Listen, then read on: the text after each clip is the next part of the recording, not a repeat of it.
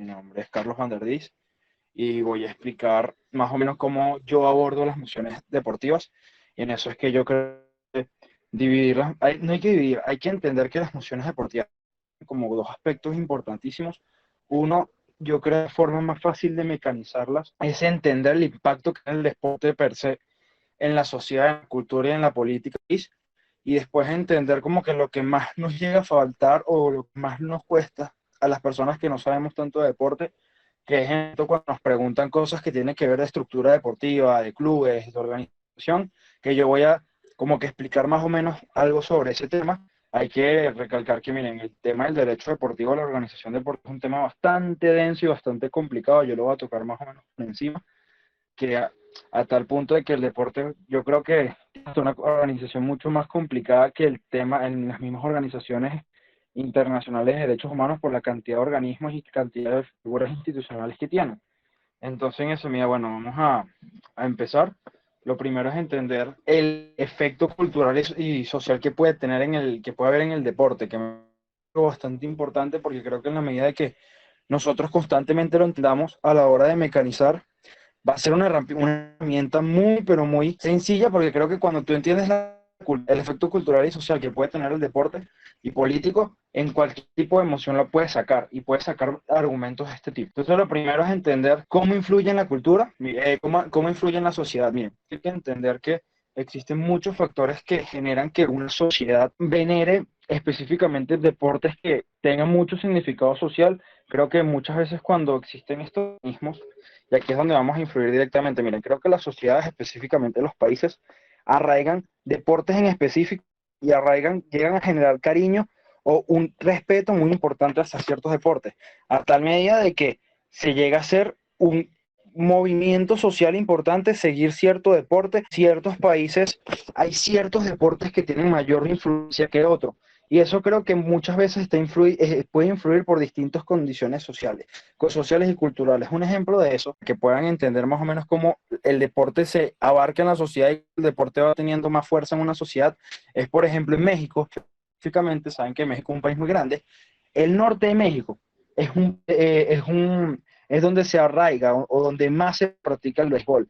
Y es porque específicamente desde que son jóvenes o desde que se inició este tema de la gran cantidad de personas que iban a Estados Unidos y que constantemente iban y venían de Estados Unidos, se fue arraigando ese cariño gracias a estos chicos o estas personas que iban a Estados Unidos y volvían y atraer este deporte, y este deporte iba atrayendo esta cantidad de personas y seguidores, porque yo creo que hay una característica importante entender del deporte.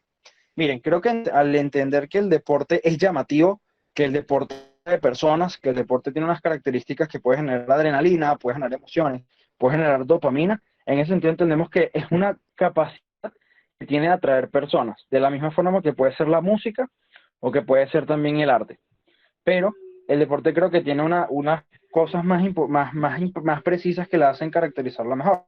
Y es donde voy a decir el segundo punto de cómo el deporte cómo se genera una cultura deportiva en un país. Mira, creo que el deporte, en el momento de que una persona pueda generar sentimientos hacia ellos, lo que genera son recuerdos. Y cuando generas recuerdos deportivos, lo más probable es que constantemente generes cosas de hacerle llegar a los demás el cariño que tú le tienes hasta a cierto deporte. Y eso es yo creo que es un mecanismo clarísimo de cómo explicar los fenómenos culturales del deporte y de las sociedades. ¿A qué me refiero? Mira, muchas veces la persona que tiene mucho amor a un deporte es que lo más probable es que su padre le haya enseñado y tenga muchos recuerdos emocionales felices de su padre y él viendo cierto deporte o de su padre practicando cierto deporte con él. Y en esa medida creo que eso es una herramienta importante que tiene el deporte, ser algo que es muy fácil de practicar. Y los deportes es un tema de que no es necesariamente que seas bueno para que hagas practicar un deporte, algo que yo creo que a veces es muy complicado en la música porque es mucho más fácil frustrarte, pero hay muchas personas que simplemente ven el deporte como un juego más y es un juego que lo sigues haciendo hasta muy avanzada edad. En esa medida tú generas recuerdos, generas que conociste y generaste amistades a través del deporte, y creo que esos son mecanismos que hacen que las personas atañen o agarren culturalmente al deporte y le vayan generando más sentimiento. En esa medida que yo tengo más sentimiento y genero también una crianza hacia el deporte, soy capaz de practicarlo capaz de pagar para verlo, soy capaz de pagar para tener una gran cantidad de cosas que tengan que ver con él, y eso es otro de los puntos más importantes de este debate. Entonces, cuando entendemos estos dos mecanismos, que es el hecho de cómo el deporte se va multiplicando en la sociedad gracias a diferentes mecanismos culturales, que también pueden ser políticas públicas, pero lo vamos a explicar después, como sencillamente el acceso que puede tener una pequeña parte de ese deporte, como el ejemplo que le dije del béisbol, como ciertos jóvenes que iban a Estados Unidos practicaban béisbol y lo llevaban al norte de México, lo empezaban a practicar, es un mecanismo claro que te hace entender cómo ciertas poblaciones llegan a tener más cariños hacia cierto deporte por cómo culturalmente o socialmente van aceptando ese deporte. Y lo segundo es el tema de cómo se convierte en cultura. Lo tercero, creo que va arraigadísimo a eso, es explicar por qué en países subdesarrollados o en países donde hay extremada pobreza, muchas veces el deporte, no vamos a decir que esté más arraigado cultural y socialmente, porque los países extremadamente ricos o los países ricos también tienen este mecanismo, pero hay unos sentimientos de estos países que lo hacen depender mucho del deporte y lo hacen mucho socialmente del deporte. La foto que ven en la lámina es una película española que se llama Diamantes Negros, que trata sobre todo de las personas que viven en países africanos o los jóvenes que viven en países africanos y cómo llegan scouts de distintos países europeos y les prometen las nubes y las estrellas, les dicen que van a salir de la pobreza, que tienen que hacer esto y esto, y muchas veces estos jóvenes terminan estando en espacios indocumentados, viviendo en la calle, por todo esto, importancia que le podemos dar al deporte, y es esto, yo creo que en muchos países entender que un deporte, por ser parte de la cultura y por ser parte de la sociedad, genera muchos mecanismos para salir de ella. Creo que en el momento que entendemos que Puerto Rico, al ser un país muy pequeño, o vamos a poner una región, o vamos a poner específicamente un país muy pequeño que tiene 1 millón de habitantes, pero genera una gran cantidad de beisbolistas, ahí dan cuenta que no importa la cantidad de personas que haya en un país, si existen políticas públicas y si en verdad existe ese cariño hacia un deporte, es un mecanismo claro de salir de la pobreza, y es como también el ejemplo de Venezuela, como hay sociedades que creen que lamentablemente por diferentes situaciones sociales creen que la forma de salir de la pobreza es a través del deporte, a través de que te vayas a un club, a través que te consiga un scout. Entonces es un mecanismo que creo que es importante. Entonces, en resumen, creo que lo que hemos explicado en el taller es: uno, entender cómo la sociedad va arraigando deportes y los va multiplicando y los vuelve más famosos. Dos, cómo culturalmente yo le agarro un sentimiento al deporte y cómo este sentimiento puede generar que pague por él, que constantemente lo vea, que genere mecanismos de crianza también hacia cómo quiero que mis hijos también en el mismo deporte que el capaz mi papá hizo que yo aprendiera, porque le tengo un gran y unos grandes recuerdos. Y por último, cómo muchas culturas y sociedades dependen o ven el deporte como una salida de las situaciones o una forma de salir de la pobreza. Lo segundo es entender la política. ¿Por qué la política? Miren, creo que el deporte en la política internacional, en la política nacional, tiene un punto muy importante, porque los estados han entendido desde hace alrededor de 100 años, han entendido la importancia de tener políticas públicas que vayan arraigadas a que mayor personas practiquen deportes. Y ojo, esto no es excluyente al hecho de que mayor personas practiquen en las artes o que practiquen las artes, sino que específicamente una necesidad o ven una oportunidad la cantidad de personas que se sienten atraídas por los deportes, porque el deporte tiene una característica como que medio, no vamos a decir única, pero sí que puede generar un mecanismo de argumentación, que es que muchas veces cuando uno es pequeño ve el deporte como un simple juego, lo ve constantemente divirtiéndose, lo ve más como un juego, y no le cuesta tanto internalizarlo. Obviamente, después que vas creciendo, te das cuenta que el deporte no es un juego, que tiene unas significantes más importantes, pero en esa medida tiene un mecanismo de atracción. Entonces, ¿qué pasa con esto? El Estado se da cuenta que las personas constantemente buscan mecanismos para hacer deporte, ven que el deporte tiene una característica bastante importante, que también la tienen las otras artes. Esto nunca hay que entender que el deporte es un mecanismo de poder generar formas de salir de la pobreza, como expliqué antes, y dos, sacar a jóvenes de zonas conflictivas o de vicios que tengan sus propias comunidades pobres. ¿A qué me quiero referir con esto? Mira, muchos países han entendido que cuando un joven, en vez de constantemente estar sin hacer nada en su casa, que tiene más posibilidades de tener distintas amistades, en la medida de que pase ese tiempo practicando un deporte, que constantemente los deportes tienen algo especial, que muchos conllevan valores como el respeto, el compañerismo, la comunidad sana, que no que todos los deportistas lo respeten no significa eso, pero entendemos que el deporte generalmente no trata de enseñar valores que estén en contra de estos principios, entendiendo que el Estado está de acuerdo con la mayoría de los principios que deportan el deporte, le interesa que mayor cantidad de jóvenes crezcan en áreas deportivas. En esta medida, el Estado constantemente se encarga de construir canchas, de que los jóvenes tengan más acceso a deportes, que los jóvenes tengan acceso a más variedad de deportes, para poder tener esta posibilidad de diversidad, de divertirse, o no divertirse, de esta posibilidad de ver otras formas de poder pasar el tiempo, y en esto también lo que son índices donde se bajan los índices de drogas unas comunidades, en comunidades extremadamente pobres, los índices de violencia. Entonces hay muchos estudios que van comprobando esto, y lo creo que se mecaniza con el tema que expliqué del ocio, de cómo cuando un niño que está constantemente sin hacer en su casa nada, es más probable que cuando está en un ambiente constantemente violento, decida por lo menos tener ciertas amistades que pueden estar sumergidas en violencias, pero cuando tú generas un entorno deportivo donde el niño va a hacer amistades que también tengan visiones deportivas, que también quieran compartir los mismos valores que pueda dar el deporte, ahí está el mecanismo que te hace entender de que realmente es un mecanismo que a los países les interesa, porque es un mecanismo para salir de la pobreza y también de salir de zonas de viciosos y peligrosos en ese sentido. Lo segundo es, creo que hay que entender que esto genera un gasto de inversión importantísima. El Estado, la mayoría de los estados tienen ministerios del deporte, y es específicamente porque entienden lo costoso que es generar este tipo de espacios, y constantemente lo importante que es generar mecanismos para que los niños puedan tener diferentes formas de acceder al deporte. Sociedades. En esta medida creo que el Estado siempre tiene entre sus nortes presupuestarios el hecho del deporte. Obviamente también depende de la política del Estado, pero vamos a entender que la mayoría de los estados tienen un importante, y pueden ser de los estados más desarrollados, como puede ser Estados Unidos, Rusia, España, los países europeos y hasta los países que ustedes creerían que son menos desarrollados, como Venezuela. Venezuela es un país que históricamente invirtió mucho en el deporte, y a pesar de ser un país con una población bastante, uno de los más importantes, es una población que tiene muchos logros competitivos y una cultura deportiva bastante arraigada. Y eso se genera por algo importante: la representación y el respeto. Miren, las Olimpiadas, lo que pueden ser las Olimpiadas, lo que pueden ser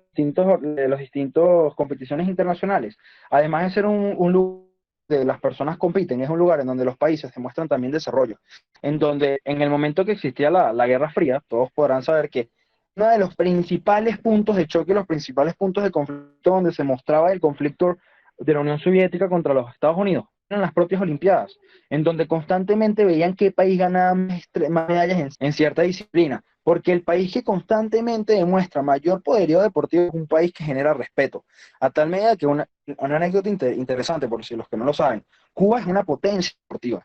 Cuba, a pesar de tener sus índices de pobreza, Cuba, a pesar de tener condiciones que puedes decir que socialmente es bastante inestable, es un país que, efectivamente, a pesar de ser un país bastante pequeño, es un país que genera muchos deportistas. Entiende que es una forma de sacar de la pobreza a las personas, aunque ellos específicamente no lo hacen por esa razón, pero entienden que es una forma de bajar la delincuencia, entienden que es una forma de demostrar que Cuba deportivamente es mejor frente a otros países, y a pesar que no lo crean, es un mecanismo de política interna que tiene muchas características y tiene muchos impactos en la política. ¿Qué tipo de impactos tienen ustedes que podría verse a través del deporte? Mira, a medida que yo demuestro que deportivamente soy mejor que otros países, llamar mayor cantidad de inversionistas, que yo demuestre bajo las Olimpiadas que tengo una industria del deporte cada vez más desarrollada, puedo llamar a más inversionistas que vean mi mercado y que quieran desarrollar, quieran invertir en el país, quieran generar nuevos clubes, quieran generar nuevas canteras que vayan a los clubes, y al final las canteras, las inversiones generan dinero. El dinero genera en la largo plazo tributos, y también generan empleos. Entonces, en esa medida entiendo la importancia que tienen este tipo de políticas hacia mi país y hacia el desarrollo del mismo. Lo siguiente, que aquí es donde ya vamos a empezar a tocar un poco más las emociones. Esta moción es cortesía de Salario Valentina Villarroel, que me pareció muy interesante y muy chévere. Y creo que con los dos puntos que toqué antes, creo que podemos medio abordando, y con este que voy a dar ahora. Vamos a tocar el tema de la industria deportiva. Miren, creo que en debate la industria deportiva es una de las mociones que más se tocan, porque la industria deportiva es una industria que tiene mucho poder en el mundo. Creo que cuando ustedes entienden lo que les dije antes sobre cómo influencia la cultura y la sociedad el deporte, en esa medida entienden que cuando una sociedad tiene mucho deporte o ve mucho, por ejemplo, ve mucho fútbol, significa que en esa sociedad va a haber dinero, en esa sociedad va a haber lugares donde pagan una gran cantidad de dinero por camisetas, que paguen, que las transmisiones van a reventar, que mucha gente pague por videojuegos de FIFA, etcétera, etcétera. Entonces, en ese sentido, las industrias deportivas invierten una enorme cantidad de dinero porque se les regresa esa enorme cantidad de dinero que generan las industrias. Lo importante, creo que hay que entender cuáles son las industrias más fuertes deportivas. Creo que hay que entender que la número uno, a pesar de todo el tema de la globalización y las redes sociales, sigue siendo la televisión y sigue siendo las transmisiones deportivas, a pesar de que existe el streaming. ¿Por qué? Porque la industria deportiva se ha encargado de monopolizar enormemente la capacidad de transmisión de esta. ¿A qué me refiero? A ESPN no le sale más económico o no le sale tan rentable que todo el mundo tenga capacidad a su propio streaming. Y eso es algo que hay que entender, de que cómo es mucho más posible acceder al deporte a través de canales de televisión que por propio streaming, porque hasta los propios streaming son constantemente caros. Porque la cantidad de comerciales que se pagan para que el deporte pase es muy grande. Y eso es algo que no ha perdido en la medida que tú por lo menos transmites una final del Super Bowl, que es el evento más visto en el mundo, el peso comercial en el Super Bowl sigue teniendo el mismo peso que hubo hace 60 años. Algo que no llega a pasar tanto ahora en las películas, en donde es mejor tener un streaming porque el comercial no va a ocurrir tanto en la medida de que nadie va a estar constantemente buscando una película en televisión, pero sí, en la medida de que yo monopolizo el mercado para que ciertos deportes solo se vean en televisión y se vean bajo mi transmisión, porque ese es otro tema, los derechos de transmisión. ¿Qué son los derechos de transmisión? Los derechos de transmisión es el permiso que tiene una televisora en transmitir cierto partido, cierta liga, ciertas, y esos son derechos de transmisión multimillonarios. Estamos hablando que actualmente que tiene el derecho de transmisión de la Premier League, que es la liga de fútbol de Inglaterra, es ESPN, y pagó alrededor de 10 mil millones de dólares por ese derecho de transmisión. Y esos derechos de transmisión se transforman en plata para los clubes, y esa plata para los clubes se transforma en dinero que le toca a los jugadores. Entonces entendemos que es una de las fuentes más importantes de dinero en el deporte. Muy bien. Creo que con esta charla que les estoy dando, creo que expliqué muy bien el tema de es poderosa, la influencia, cómo funciona. Lo siguiente es el tema de la inversión y las promesas. Mira, creo que el deporte, que hay que explicar, el deporte es a pesar de que estamos hablando de disciplinas, a pesar de que estamos hablando, podemos hacer hasta poético del hecho de entrenar tu cuerpo a tal punto que puedes hacer cosas asombrosas, entendemos que el deporte al final lo pagas es porque tú te quieres asombrar viendo uno de los partidos más interesantes de fútbol que pudiste haber visto en 10 años. En esa medida entendemos que los deportes, los grupos deportivos, los clubes, las federaciones constantemente están invirtiendo en promesas. Entonces, ¿qué es algo bastante importante y que ha salido antes? Entender cómo funciona la creación de promesas. ¿Cómo se crea un Messi? ¿Cómo se crea un Michael Jordan? ¿Cómo se crea un Cristiano Ronaldo? Creo que hay que entender, yo voy a explicar dos sistemas básicos, que creo que son los sistemas más utilizados en el mundo. Uno es el draft. El draft es un sistema americano que actualmente tiene mayor cabida en Estados Unidos y creo que solamente tiene tanta fuerza en Estados Unidos. ¿Qué es el draft? Ustedes han visto las típicas películas americanas donde los chamos se preparan años para conseguir una beca en Estados Unidos.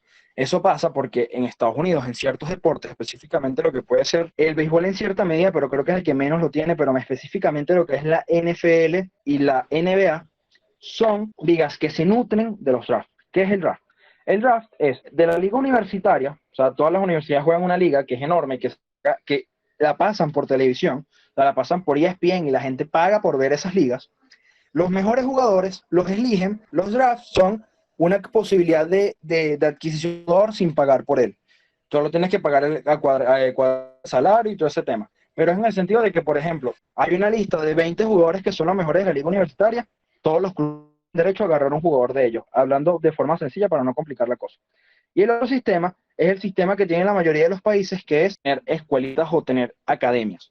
Eso pasa en el deporte, en Venezuela pasa en lo normal, de fútbol, básquetbol y béisbol. En esa medida entendemos que los clubes invierten mucho dinero en tener estructuras para que los niños aprendan a jugar el deporte de la mejor forma, tener entrenadores que hagan que el niño que capaz vive en las peores situaciones de todas, pero tiene extremadamente talento, los clubes buscan de generarle a él mecanismos de que no deje ese deporte. Y eso es bastante importante también para calcarlo en el tema de la cultura y la sociedad. Los mismos clubes, cuando están en por lo menos estas poblaciones de pobres, ellos entienden el valor que puede tener el niño que vive lamentablemente en Cati y que no tiene para pagar un bate y unos zapatos. Entienden que ese niño, si en verdad tiene un talento, en 10 5 años va a ser el de lo que tú invertiste en poder apadrinarlo y darle unos zapatos y darles un bate para que juegue. En esa medida, los clubes tienen mucha capacidad de inversión hacia estos grupos. Y también ahí podemos hablar hasta temas de minorías, pero creo que ese es un tema que se puede hablar en otro tipo de debates. Pero es entender de que los clubes tienen mucha injerencia en las poblaciones vulnerables y que también tienen mucha injerencia en la sociedad.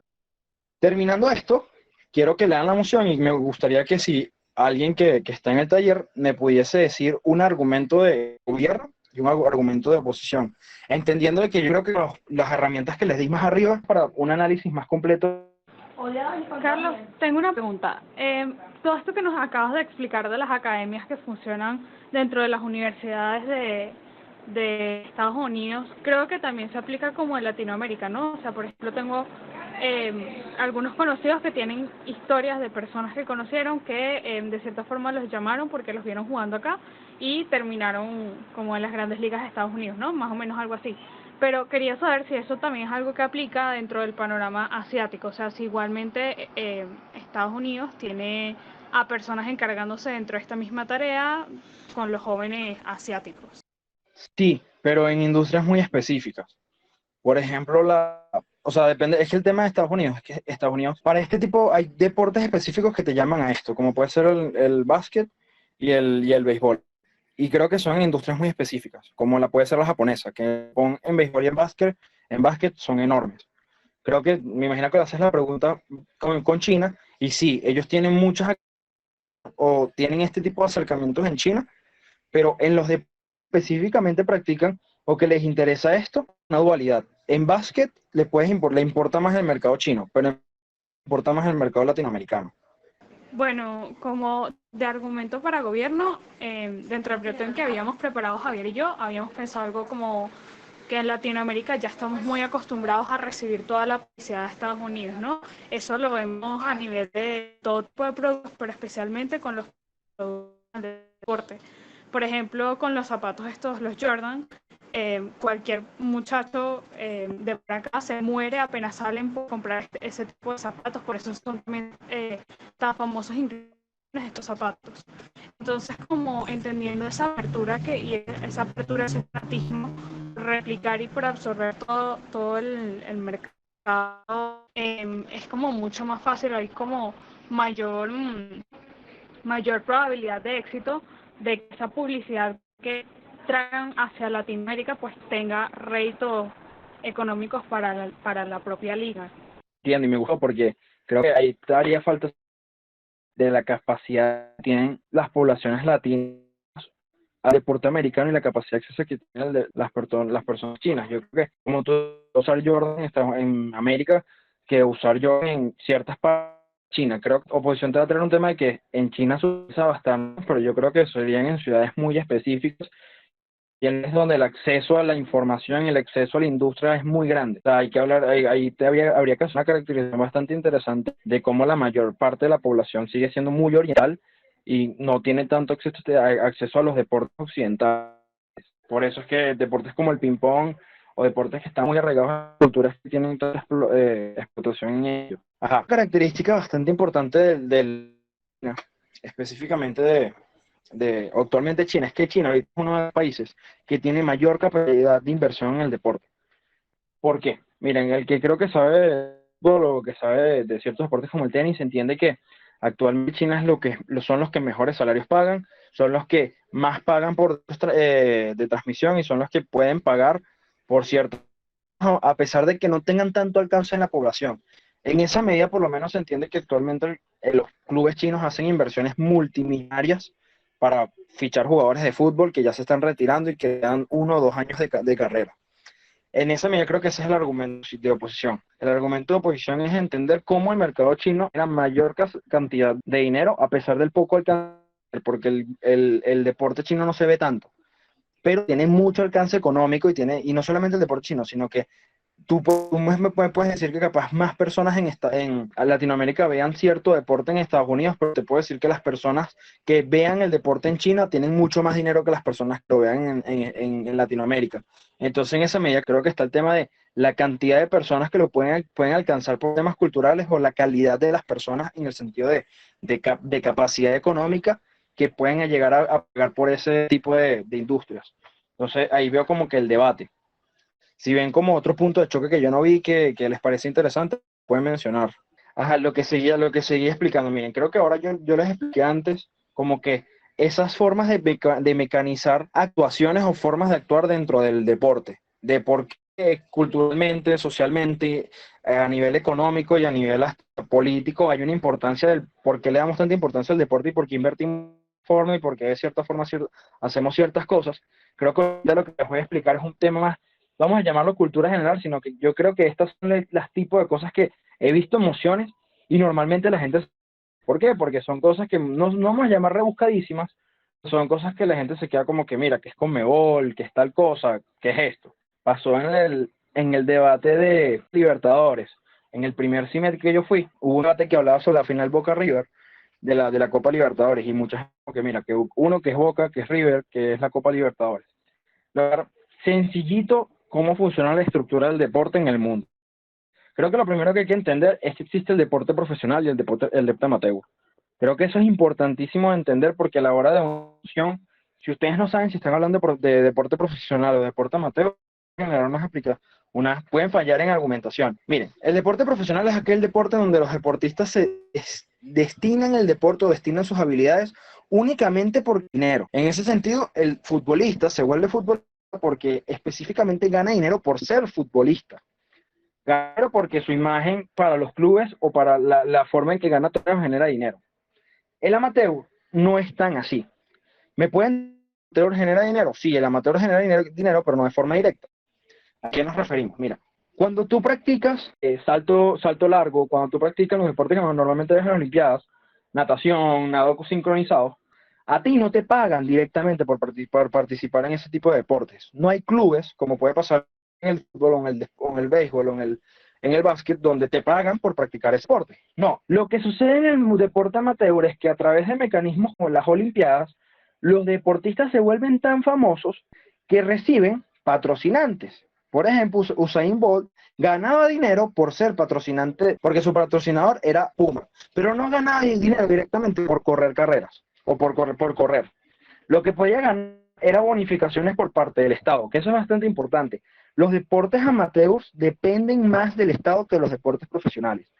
Deportista amateur, para empezar, la chica que vive en cierto lugar y quiere practicar tenis, cuando ella quiere empezar a competir en deportes, lo más probable es que ella le toca pedir al Estado ayuda, toque buscar patrocinantes para pagar un viaje a tal país. En el fútbol no es así. En el fútbol, en el básquet, lo que sucede es que estas personas están apoderadas por clubes, o tienen contratos con clubes, literalmente podemos decir que tienen contratos laborales específicamente con clubes y los clubes le pagan a ellos por practicar. Chica, es que si le llegan a pagar un patrocinio es por el simple hecho de representar su país, pero no específicamente porque ella practique fútbol, natación o practique salto alto. Entonces ahí entendemos algo bastante importante. Las Olimpiadas, deportes amateurs, pero ¿qué pasa? Que las Olimpiadas tienen ciertas condiciones en donde permiten que ciertos deportes participen bajo ciertas condiciones. Por ejemplo, puede ser el fútbol. El fútbol no participan todos los jugadores profesionales, participan los jugadores sub-23. En ese medio, un jugador de 28 años, que normalmente está en el mejor etapa de su carrera, no va a jugar unas Olimpiadas. Pasa también con el básquet, le dan unas limitaciones para participar, entonces en ese medio entendemos que esta es una separación entre deportes amateur y deporte profesional. Porque, ¿de qué me sirve esto en los debates? Mira, creo que cuando hablen de una moción de un comité olímpico, o de entender que las Olimpiadas existen no para generar dinero. Es importantísimo. Las Olimpiadas existen es de formas para generar mayor conciencia sobre un deporte, para generar más herramientas políticas, como lo expliqué antes, para mostrar fuerza también es para hacer ver deportistas que quieren conseguir patrocinadores, pero específicamente para una Olimpiada no es porque tú vayas a ganar dinero por las Olimpiadas que hiciste, a menos que obviamente ganas dinero de forma subyacente por la cantidad de personas que viajaron para allá y todo ese tema, pero eso es algo parte de los países. Está el Comité Olímpico. El Comité Olímpico es el comité que se encarga de generar las regulaciones generales para los deportes. No son los reguladores totales, no es que son los dioses de todos, pero ellos tienen que estar al tanto de todas las regulaciones que realizan distintos deportes. Pero ellos tienen mayor poder es en los deportes amateurs. Para eso la diferencia. En la FINA, que es la Federación de Natación, ellos tienen mucho poder. O sea, tienen poder de decisión, pero en la FIFA no tienen tanto poder de decisión, pero sí tienen poder de decisión. ¿Por qué puse esto de las estructuras? Para entender cosas.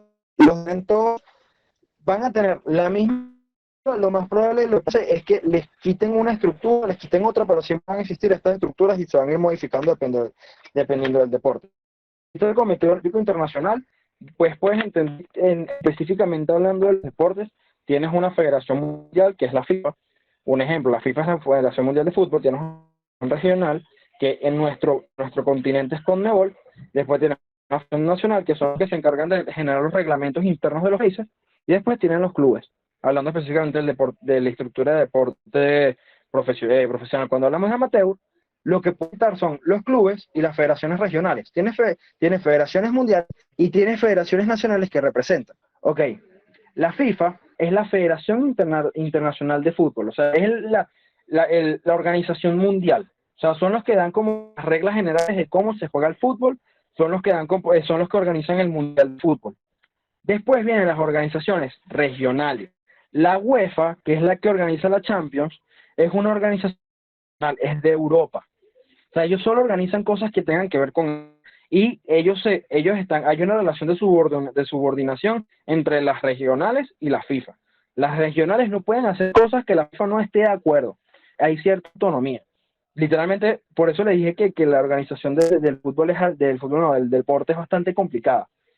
Entonces eso, el Barça es un club y los clubes se deben a las reglas de las federaciones nacionales, que sería la Federación Española de Fútbol.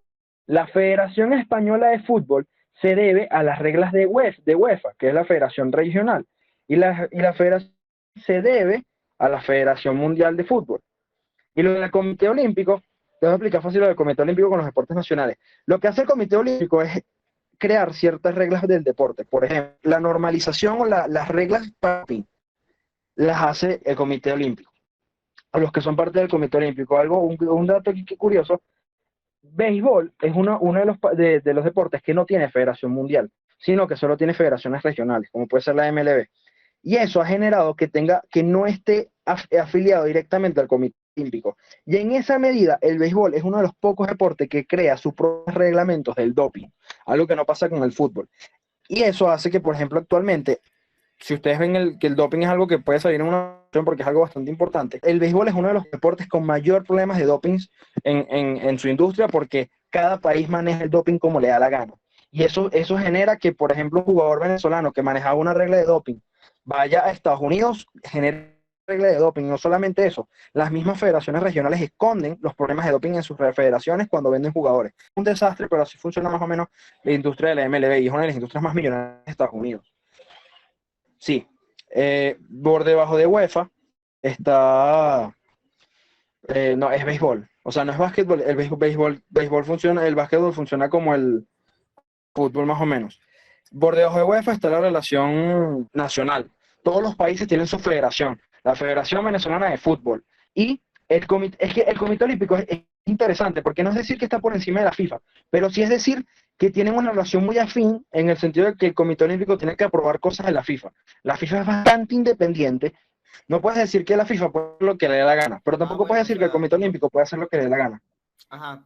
Nada, yo tenía una pregunta acerca de lo de profesional y amateur. Cuando hablamos de un profesional en el Comité Olímpico Internacional, estaríamos hablando como puede ser, no sé, un jugador de fútbol, como puede ser, no sé, Messi, Cristiano, y cuando es amateur es más como, por así decirlo, deportes o personas que están en deportes que no son, por así decirlo, fichados por clubes, ¿no? Algo así, para poder como verlo mejor. Sí, exacto. Ejemplo fácil. ¿Sabes quién es Phelps? Sí, sí. O sea, en Bolt, ellos son amateurs. O sea, ellos, a pesar de que son famosos, ganaron mucho dinero por patrocinios, ellos son deportistas de deportes amateurs. Y Messi, Michael Jordan, LeBron James son deportistas profesionales. Porque este es más fastidioso, la verdad, el tema de la estructura, pero yo siento que, por lo menos en los debates que yo he ido, es algo que ha salido y confunde a la gente mucho. Por eso hice como que la aclaratoria. Bueno, en la penúltima lámina, el tema a tocar del taller es el tema del deportista. Miren, yo creo que entendiendo que con todo lo que les dije antes, mira, el deportista profesional es una persona que lo más probable que es ídolo en sus comunidades, en su comunidad, y si es un deportista demasiado bueno, es ídolo en su país, en muchos países. O sea, es una persona que representa a una cultura y puede representar a una nación. Yo creo que el amante del fútbol se sentirá súper representado por Messi. Si le gusta Messi, le gusta Cristiano. Es una persona que denotará que en toda su vida se va a acordar de Messi, se va a acordar de Cristiano y nunca lo va a olvidar, a pesar de que son 30 años de ellos retirados. Yo creo que mi padre sigue queriendo mucho a Maradona, a pesar de que se retiró, y lo mismo que puede ser la población toda Argentina lloró la muerte de Maradona. Entonces entendemos que eso genera una carga hacia ellos, por todo lo que pueden representar por un país, porque no solo representan el hecho del éxito, representan esperanza, representan de que, entendiendo todos los mecanismos sociales que les expliqué en la primera lámina sobre cómo la cultura y la sociedad se arraiga un deporte, cuando yo amo un deporte, amo al que me representa deportista, ya sea por mi país o porque sencillamente quiero que ese deportista me represente. En esa medida, sus victorias y sus derrotas me duelen. Y eso es bastante importante de mecanizar. Creo que cuando yo les expliqué el mecanismo de los sentimientos, de cómo yo como fanático genero sentimientos, porque posiblemente mi papá desde pequeño me enseñó a jugar fútbol y mi papá me llevó a ver ciertos partidos o me enseñó el cariño hacia cierto jugador, yo genero sentimientos, genero de que sus triunfos y derrotas me duelen, y en esa medida hay una carga importante hacia ellos. Y por eso es que uno ve que esos videos, cuando la gente dice, no, que es simplemente un deporte, lo que pasa es que hay muchos mecanismos que hacen entender a que una persona tiene un arraigo muy importante hacia ese deporte, y por eso cuando alguien pierde un partido llora, o cuando pierde un partido se molesta. Hay muchos sentimientos encontrados en los deportes. Entonces, a medida directamente deportistas. Entendiendo que los deportistas generan estos mecanismos donde ellos normalmente generan cargas, creo que lo importante de entender del deporte es una cosa. Uno, los deportistas son personas que constantemente tienen que generar motivación. Creo que al mecanizar que cuando un deportista pierde motivación, muchas veces el deportista baja rendimiento.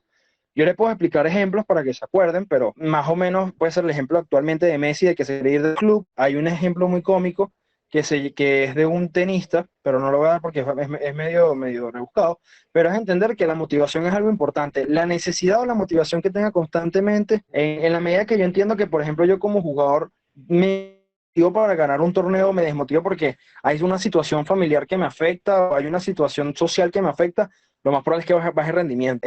Hay el caso del tenista, se me olvidó el nombre de él, era muy famoso, que era que el caso es muy cómico porque era que él estaba casado con una actriz súper famosa que era muy bella. Él, cuando se casó con ella, bajó del ranking 1 al ranking 100. Se divorció, duró en el ranking 100 como 2 años. Se divorció de ella, se casó con otra tenista que era número 1, y el tipo volvió a ser el número 1 del ranking. Fue algo bastante cómico, y creo que es una explicación muy clara de cómo muchas veces las situaciones familiares te condicionan a ser un deportista en buena forma.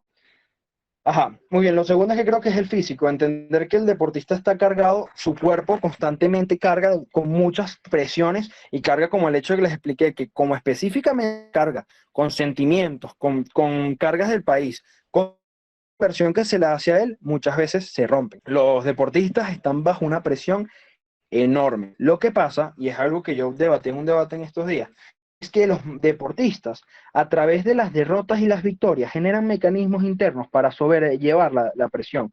Yo creo que el que diga que hay un deportista que nunca ha perdido nada en su vida, uno, creo que es completamente falso, pero dos, creo que hay que explicar cómo muchos deportistas explican que ellos lograron ser lo que son es a través de sus derrotas, y porque constantemente saben llevar la presión de perder, y saben llevar la presión de perder porque conocen que es perder. Michael Jordan, él tiene una frase muy famosa, dice que tú me habrás visto encestar todas, pero lo más probable es que falle el triple. Y es donde él demuestra que, mira, yo llegué a encestarlas todas es porque aprendí de todas las que no encesté. Y en esa medida creo que eso es un mecanismo que se puede dar en un debate, que puede explicar de cómo constantemente el deportista está en ese tema de tener todo o no tener nada, como ganar la final, tener todo o perderla, a pesar de que tuviste muchos años jugando y hiciste unos números increíbles como deportista, pero simplemente no ganaste un mundial, eso significa que no ganaste nada. Y es un ejemplo enorme como se sancionan por el hecho de nunca haber ganado un mundial de fútbol. Esas son cosas que pasan mucho en mente de los deportistas. Y lo último, que es el tema de los deportistas, lo importante y lo difícil que es generar deportistas constantes. Un deportista que genere 15, 20 años de carrera con constancia en el top, son deportistas que tienen muchos mecanismos de talento y de trabajo para llegar así. Yo creo que un deportista que logró tener una constancia completa en su carrera, que nunca se esforzó tanto, yo creo que habría que ver el caso y habría que demostrarlo muy bien, pero por ejemplo les puedo decir que un caso es Ronaldinho, que tenía mucho talento, pero no logró constancia porque no trabajó eso, y a pesar de increíble, se puede demostrar de que no tuvo una carrera constante, a diferencia de un Cristiano o un Messi. Y bueno, ahorita la última lámina que sobre el fútbol y sus maravillas, porque el fútbol en nuestro circuito es el que más se toca. Si ustedes ven Woods, si ven el circuito anglosajón, tocan mucha variedad de emociones deportivas. Algo que me generó bastante intriga. Cuando yo busqué las emociones, me apareció lista enorme de emociones deportivas que aparecieron en algún Woods. Y me pareció interesante cómo no sale tanto en nuestro circuito. Bueno, cosas sencillas para el fútbol y para cerrar con la última emoción es entender por qué aparece tanto el fútbol y qué es lo más importante del fútbol. Miren, el fútbol es el deporte más practicado en el mundo y es el deporte con más publicidad y con mayor fanática en el mundo. El segundo, en cantidad de fanaticados, aunque no lo crean, es el cricket. Eso fue un dato que busqué para este taller y me pareció interesante. El cricket es un deporte que se practica por allá en India y en Reino Unido. Mira, el fútbol tiene dos cosas que no tienen otros deportes, creo que es que tienen la industria internacional. Bueno, para terminar la idea es que todo lo que les demostré del sistema de scouting, el sistema de scouting del fútbol es enorme. O sea, yo creo que con lo que les expliqué de la primera película, yo creo que en todos los países habrá un scouting de FIFA, en todos los países, algo que no va a pasar ni con la MLB, ni con la FIBA, que es la organización de fútbol, de baloncesto. En ese sentido, el fútbol ha tenido mecanismos políticos, organizacionales, económicos, que permiten llegar a tantos países. Así de sencillo, y por eso es que creo que tiene esta estructura tan fuerte el fútbol. Para cerrar, esta moción, pareció interesante, salió en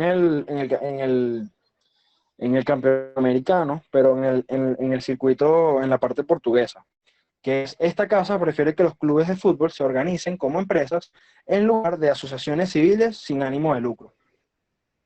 Como estamos cerrando, me gustaría saber si alguien tiene alguna opinión sobre la moción, que yo les explique los dos puntos de choque que yo veo más evidentes y que me parecen que punto del debate. Ajá. Para terminar, entonces, ven la moción. Si tienen tienen alguna opinión sobre la moción o quieren que explique yo los puntos de choque específicos. Yo quisiera que explicaras ahí, porque la verdad que no sabría cómo defenderlo. O sea, estoy pensando aquí como gobierno y no se me ocurre nada. Ok, perfecto, lo voy a explicar aquí. Miren, creo que aquí podemos usar los dos factores que yo creo que son importantes de todo el taller, que yo creo que se pueden resumir. Factores sociales, políticos y culturales, y el tema de la industria. Aquí se encuentran dos cosas muy comunes. En la actualidad, lo que está pasando en el fútbol es que muchas industrias o muchos empresarios están comprando clubes y le están invirtiendo una cantidad de dinero exorbitante. Y me estoy refiriendo de jeques, personas que en su vida habrán visto fútbol chino, empresarios chinos, jeques árabes, empresarios rusos, unas personas que le están metiendo todo este dinero porque saben la cantidad de dinero que pasa aquí. Que esto está matando lo que es la industria local, o lo que está matando es la industria de los clubes locales. ¿A qué me refiero a los clubes locales?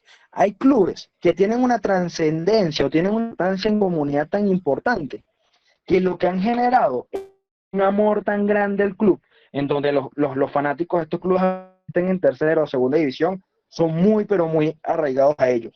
En esa medida son una fanaticada que les invierte dinero, que les genera cariño y les genera fuerza a sus jugadores a través del apoyo. Mira qué está pasando actualmente. Lo que está pasando es que muchas veces los clubes, porque estos clubes que tienen mucha trascendencia, muchas veces son de familias o de grupos muy específicos, no tienen capacidad económica para competirles a estos grupos, a estos empresarios millonarios que compran clubes. En esa medida, yo soy un empresario millonario que compra un equipo de segunda división en España y yo agarro y sencillamente le meto 500 mil millones al club y cambio y la vuelvo millonaria. En esa medida, yo como club pequeño no tengo ese dinero para competir y eso es lo que está pasando. Entonces, el punto de choque específico con el debate es, mira, un mundo en donde los clubes sencillamente invierten dinero y es un mundo en donde el empresario que tiene más que ver con el club versus un mundo en donde existe un arraigo a la fanaticada y existe una conciencia comunitaria del club. El resumen de lo que estaba hablando, si se me cortó algo, es el punto de choque entre una comunidad de fútbol que simplemente vela por el dinero y por invertir dinero frente a unos clubes de fútbol que tienen más arraigo cultural y comunitario, comunidad y tienen mecanismos culturales bastante importantes. Y bueno, así doy, bueno, si no tengo ninguna otra duda, algún comentario que me quieran dar, creo que podemos dar por culminado el taller. ¿Tienen alguna duda? Y en el caso de oposición, ¿cómo yo pudiese defender eso? O sea, tendría que explicar cómo el hecho de que sea con fines de lucro tiene como más impacto en la población, capaz, o cómo hace valer mejor los intereses de los fanáticos, Creo. puede ser. Lo que estaba explicando era como en el mundo en donde los accionistas es una sociedad sin fines de lucro. Lo que sucede es que hay mucho más arraigo por parte de la comunidad, porque normalmente los dueños son personas que o que son fanáticos, o son familias que tienen años con el club y generan mecanismos culturales muy fuertes en su comunidad. El señor que tiene 30 años trabajando en el club de Sevilla, lo más probable es que tenga un arraigo muy fuerte en su comunidad, a diferencia del chino que vino hace un mes y decidió pagar 20 mil millones de dólares al club, que va a ser una persona que no conoce su comunidad futbolística, que lo único que le importa es producir dinero para su club y no le va a interesar tanto el impacto que tenga el club en su sociedad o en su comunidad, su misma fanaticada. Creo que ahí está como que el principal choque en el debate.